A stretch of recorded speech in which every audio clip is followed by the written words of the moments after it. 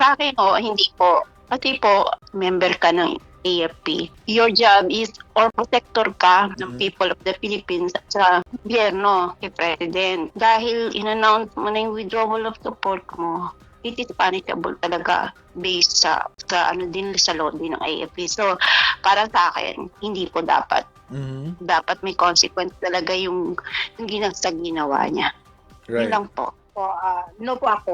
No. No forgiveness. Opo. Okay. Dapat kasi talaga pananagutin. Lalo na active pa siya, hindi pa siya retire. Hindi dapat patawarin because may consequence yung ginawa niya, lalo na siya ay trainer. Alam ba natin kung ano ipapasok niya sa mga cadets or sa mga tinitrain niya. Right. Walang kapatawaran yon. Personal siguro, knowing our president napakabait, siguro patatawarin. Pero yung consequence, hindi dapat lumagpas. I mean, hindi dapat mapalagpas. Papalampas.